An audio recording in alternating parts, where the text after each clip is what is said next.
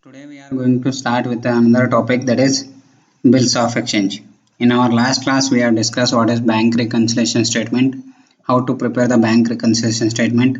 We have solved the study material sums as well as two question paper questions also I have solved in the previous videos. Today we will see what is bills of exchange and what journal entries need to be passed in the books of drawer and drawee. See here, bills of exchange. In this, there will be two parties will be involved. Say for example, Mr. A and Mr. B. Mr. A has sold goods on credit basis to Mr. B worth rupees 10,000. Okay, credit sales worth rupees how much? 10,000, right? But Mr. A wants immediate cash. B do not have any cash to pay to Mr. A. That is why he has purchased it on a credit basis. Now, Mr. A has one option. He can send a bill saying that I order you to pay rupees 10,000 after 3 months. Say the credit period is 3 months to me or my order. Here it is. A writes to B, I order you to pay rupees 10,000 after 3 months to me or my order. And this bill reaches Mr. B. Then Mr. B verify the amount and the credit period, and he will put up his signature and send it back to Mr. A. Then this bill is called as what? Accepted.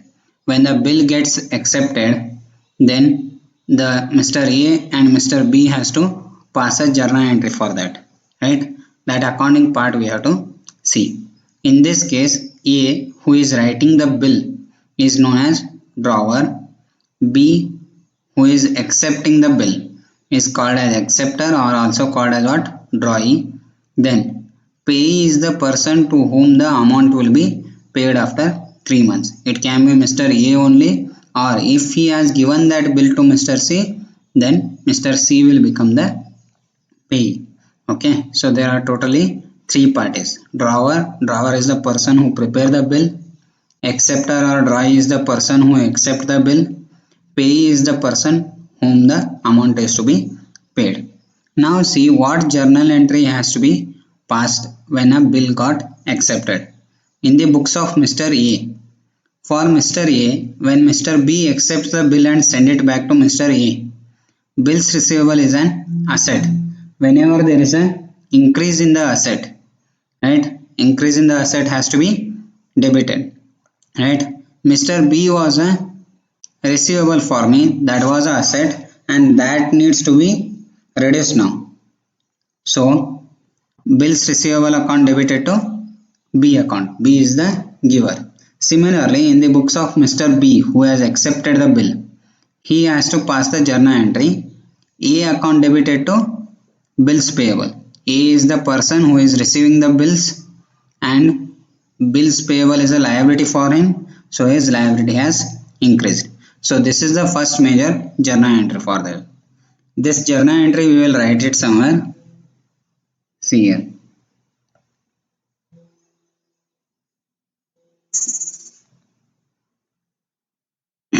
In the books of Mr. A, in the books of Mr.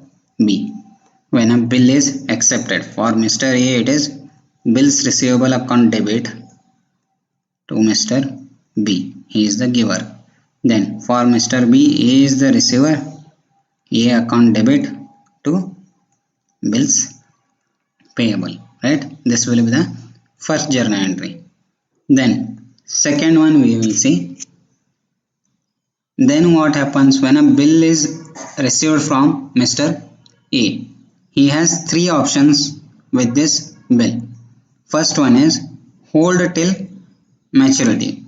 Okay, if he holds the bill with himself till its maturity, no journal entry needs to be passed. Then second one, endorsement. Endorsement means what? He is giving that bill to some other person, right? He is transferring that bill to some other person. That is nothing but endorsement.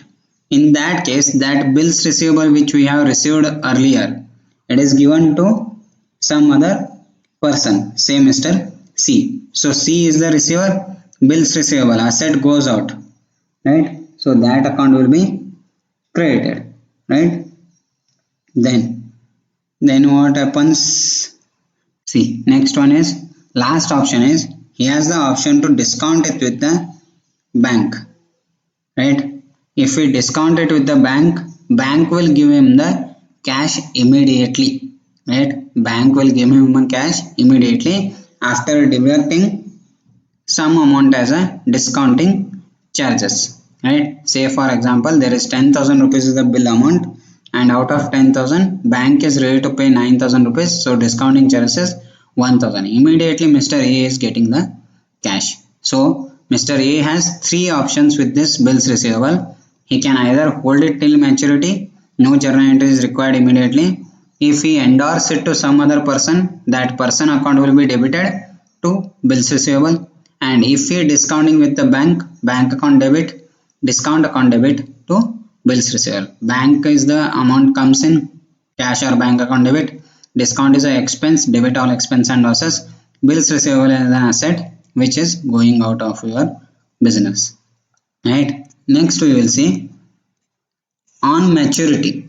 On maturity what happens? See, if it is paid by Mr. B, it is called as what? Bill is honored. Second option, if it is not paid by Mr. B, it is called as what? Dishonored. Okay, there can be two things. Either the bill can be honored or bill can be dishonored. If the bill is honored in the books of Mr. A, if that bill is held by Mr. A, he has not endorsed or discounted it, then he is going to receive the cash.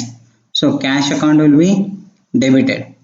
Then to what? Bills receivable. Then in case of the bill is endorsed or discounted, no journal entry is required in the books of Mr. A. Clear? So only if the bill is held till maturity, then only journal entry need to be passed in the books of Mr. A. Then if it is not paid by Mr. B, that is dishonor of a bill. If you are holding the bill, when that person has accepted the bill, what entry we have passed? See here, when the bill was got accepted, we have passed bills receivable to B account. Now we have to cancel that, right? So B account will be debited to bills receivable. Exactly reverse the journal entry. Simple. Then if the bill is endorsed, right? When we have endorsed the bill, what entry we had passed? C account debited to bills receivable, right? And here bills receivable account debited to B account. Now these both entries we need to reverse. Bills receivable credit, bills receivable debit got cancelled, right? C here was debited. Now C account has to be credited and B account has to be debited, reversed, right? Debtors account will be debited to my creditor to whom I have endorsed the bill. Then last one, if I had discounted it with the bank, B will again become my receivable and bank will take away that much amount from my bank account. So debtor account debited to bank account. These can be the three cases in the books of Mr. A.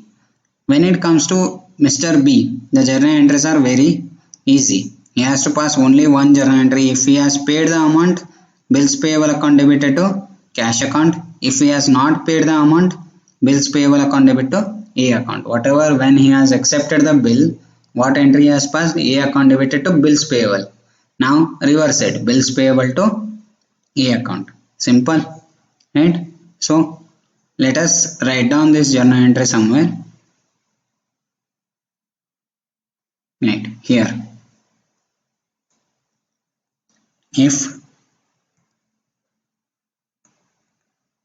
bill is held till maturity, no journal entry. If the bill is endorsed or transferred to say Mr. C, C is the receiver, bills receivable goes out. If it is discounted with the bank, then bank account will be debited. I am receiving the cash immediately. discount account will be debited to what? Bills receivable, right? No journal entries in the books of Mr. B. It is not going to affect him. At the date of maturity, on maturity, if bill is held and it is honored, we are seeing the cases for bill is honored, that is paid. If bill is held, he has to pass a journal entry cash account debited to bills receivable, or if bill is endorsed or discounted, no journal entry. Then comes what? If the bill is dishonored, then if it is dishonored, that means it is not paid. In that case, bills receivable will go away and B account will be debited back, reverse the journal entry. This is in first case. Second case, B account will be debited again to C account whom we have endorsed the bill. Third case, B account will be debited to bank account. In all these three cases, we can see that drawee account will be debited for sure. Then the credit account will depend on the situation. Then in the books of Mr. B, if he has paid the cash, bills payable account debit, his liability is going to reduce to cash. If he has not paid the amount, then bills payable account debited to the person, Mr. A. Clear? Simple journal entries. Only these many journal entries we have to see in your bills of exchange. Only if we pass these journal entries, then we are going to get the full marks with narration. Okay. So let us see the further things. Next comes term of bill. What do you mean by term of a bill? It is nothing but duration of the bill. Say for example, in our example, we will take it as how many months? 3 months. Duration of bill can be of two types, after sight and after date. What do you mean by after sight? Say for example, duration is 3 months after sight. It means, say for example, I am raising the bill on 10th May 2020. Okay, I have given the bill on which date? 10th May 2020. So from that date, one second, here it is. See, bill is drawn on 5th May 2020 and accepted on 10th May 2020. If it is given as a after sight, 3 months has to be counted from the date of acceptance, that is 10th May 2020. Clear? If the bill is after date, it means what? 3 months from the date on which the bill is drawn. Simple difference between after sight and after date. After sight means the date from which the bill got accepted by the drawee, and if it is after date, it means the date from which the bill is drawn. From that date you have to count the 3 months, right? In this case, due date will become what? From 10/5/2020 to 3 months. Due date will be 10/8/2020. Again, to this date we have to add 3 days as what? Grace period. So due date is nothing but after adding the duration to the bill, we will get the due date. Then what is date of maturity? Date of maturity is nothing but due date plus 3 days grace period. So 13/8/2020 will be the date of maturity. 10/8/2020 will be the due date. Similarly, this side 5/5/2020 to 3 months. 5/8/2020 will be the due date. Then 8/8/2020 will be the what? Your date of maturity. Simple. Next comes noting charges. In case of dishonor of a bill, we have to appoint one notary public. He will present the bill to the creditor or drawee for the purpose of payment. If the payment got discharged or honored, he will hand over the amount to the drawer. If the payment is not made and is dishonored, then he will write the fact of dishonor and causes of dishonor and for that service he is going to charge us what? A noting charges. This noting charges will be first paid by the drawer, that is Mr. A, then it will be recovered from whom? By the debtor itself, that is Mr. B. So journal entry for this will be B's account will be debited to bills receivable of rupees 10,000 to bank account, that is the noting charges paid how much? 100.